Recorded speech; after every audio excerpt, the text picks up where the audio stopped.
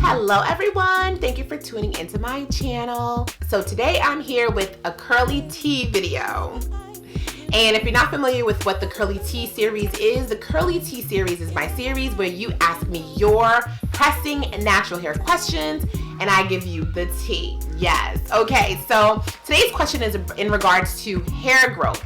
It's actually a question that I get all the time. How do I make my natural hair grow? Why isn't my natural hair growing too longer? Jenell, you've been natural for almost 7 years. Why is your natural hair not down to your knees? You know, that kind of stuff. And it's just like,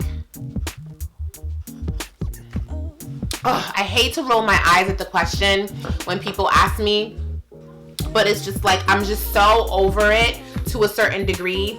And at the same time, I'm low-key jealous. So I'm not gonna front, like, I am like so jealous of the women who can do everything to their hair and it will grow and grow and grow. They can play in their hair every single day. They can put in all types of hair dyes, all types of extensions, all types of weaves. They can do nothing to their hair if they decide to. They use all the gels. They're always combing it out, putting it in a tight ponytail or a bun. They're laying the edges. They're doing everything to their hair that is not low maintenance, and yet their hair still grows to mid-back length. Like, what's up with that? I mean, like, there's some of us who literally are doing our best. We're doing all the treatments. We're doing all the low manipulation stuff. We're doing all the protective style stuff, and nothing is working. And it just comes down to, honestly, hair care and genetics. There's people who are gonna do everything under the sun to their hair and their hair is gonna grow fine. There's people who's gonna do nothing to their hair and their hair is gonna grow fine. And then there's people who do all the things you're supposed to do, taking care of it, getting the trims, all the treatments, using all the lotions and the potions and all of that, and their hair just won't grow. Someone else dyes her hair bleach blonde and then tomorrow she dyes it black and it still grows. Meanwhile, I've never put dye in my hair at all and my hair is not down my back. Genetics. Like, there's nothing you can do about genetics. Now, if your hair has the potential of growing long and it's due to poor hair care, then what you need to do is take better care of your hair. I mean, it's just as simple as that. If you can say, at one point in my life, my hair was this length, whatever that length is for you. If you can say that, then your hair has the potential of getting back to that length. But you may not be doing what you need to do to get it there. And just because these women who I talked about before have long hair that grows no matter what they do, let's not forget that long hair is not the same as healthy hair. Let me take a sip of my tea for that. I'm gonna repeat that again. Long hair is not the same as healthy hair. It's not, boo. It's not.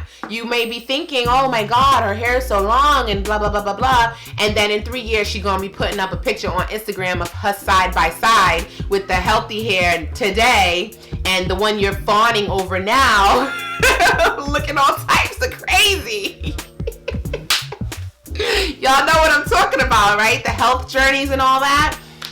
We're fawning over their hair now, and then we see them in 3 years, like I said, on Instagram, and you can see that the hair is clearly so much healthier now. So I'm just giving you the tea, boo. I'm just really trying to give you the tea. Like, hair growth is something that not everybody is going to have. Not everyone is going to have long, healthy hair. Some people who have short, healthy hair or mid-range healthy hair, and there's nothing wrong with that. There's also a significantly large group of people that don't want long hair at all and never want it, never care for it. You have women who keep their hair short on purpose. They keep it in a TWA or they keep it faded. Like, that's just what they want. And it's like, bruh, like, I could just do whatever I want to do with my hair. You don't need to be like the other people you see who have long hair.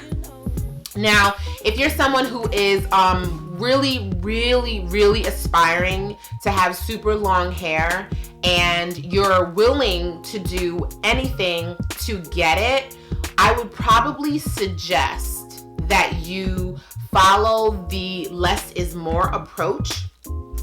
And I'm actually doing that myself right now as we speak. So you guys, if you're new to my channel, then you have no idea that this is not my hair.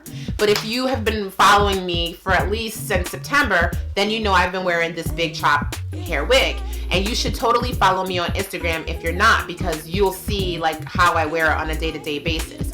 So I decided that I wanted to do the less is more approach, and I'm embarking on a hair journey where I'm only going to be wearing wigs. And you should totally watch the video up here where I discuss why I'm doing it and what my plans are, because it will help you out a little bit more. But the approach is less is more. My hair is currently flat twisted underneath this wig in 8 flat twists, and I leave it like that for an entire week.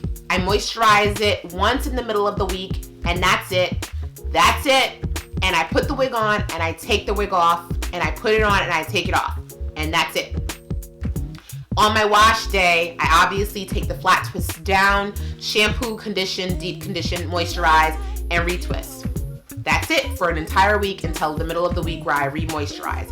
It's a less is more approach because I'm really doing a lot less to my hair than I used to with the nightly retwisting, the finger detangling to get the shed hair out, the constantly adding new product and all of that good stuff, and restyling and styling and all of that.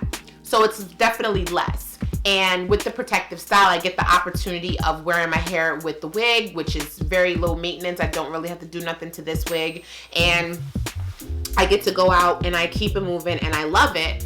And by doing so, I'm seeing that my hair is growing in a lot thicker because it's not breaking and shedding as much due to lack of manipulation. I mean, just imagine if you only wore your hair in flat twists or cornrows for 3 months. You can just imagine that your hair would actually be thriving, especially when you think about the average rate of hair growth. Hair grows a ½ an inch every 30 days. So if I grow a ½ an inch every 30 days and I do that for a full year, I should expect a roughly and on average 6 inches of hair growth. And if I'm doing low manipulation, the likelihood that I will retain all 6 inches of that hair growth is really high, which is a great thing if you think about it and your goal is length, because in 2 years you could have a foot of hair. I mean, you do have to get your trims and you will probably need to cut some of that off, but ultimately the less is more approach would probably be the best way for someone who has been having difficulty growing their natural hair and has been trying everything. I would suggest that. I don't suggest the braids because they don't help. Like, if you have been trying braids every couple of months and you're finding out that your edges are suffering every time you wear the braids, or the areas in your crown where the hair is a little bit more fragile, those areas are broken and you can kind of see the difference of thickness, where the thickness is really, really thick towards the scalp and then the rest is really thinned out, I don't recommend it. And also, braiding in general can also be very stressful on the hair. And as someone personally who has experienced that, and I can speak from my experience, braiding hair just doesn't really work well with me. It just doesn't. Every time I've tried it, I love the style, but the end result is broken hair, and there's nothing I can do about it. My hair just cannot handle it. So my hairline actually doesn't suffer a lot from braids, but my hair overall, it really does. I wouldn't recommend the weaves because I personally just have not had a great experience with the weaves. Now, there are people out there, like I said, they can do the weaves, they can do the braiding hair. That actually might be even you. And if that is you, then of course, don't even worry about what I'm saying. What does it matter if what I'm saying to you? I ain't gonna tell you.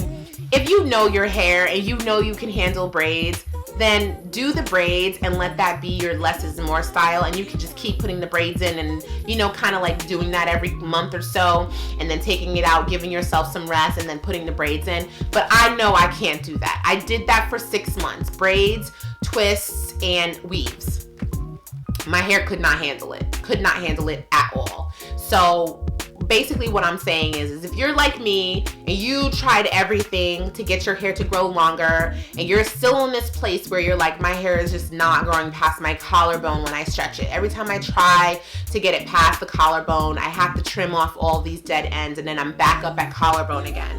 And that could be you. If that's you, then less is more approach might work. And if you have some suggestions and advice for people who are really trying to get their hair to grow longer outside of what I've said, by all means, please leave your suggestions in the comment section, because I think it would be really helpful. And I understand the struggle because I'm one of those women who my hair doesn't grow that long. My hair grew the longest at the beginning of my journey.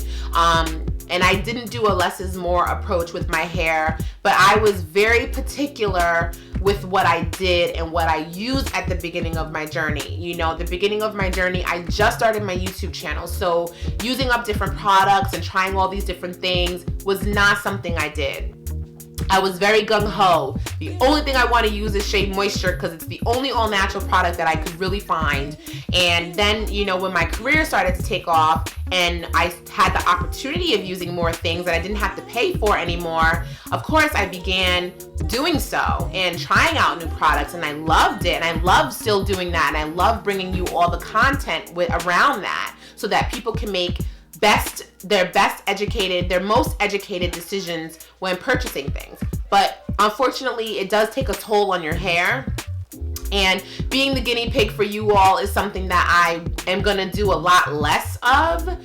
But I am rambling now, and I just want you to know that if you have had no problems with growing your hair, and it doesn't even matter what you do or don't do, then it is very difficult for you to give advice on what people should do, because no matter what you do, your hair is gonna grow.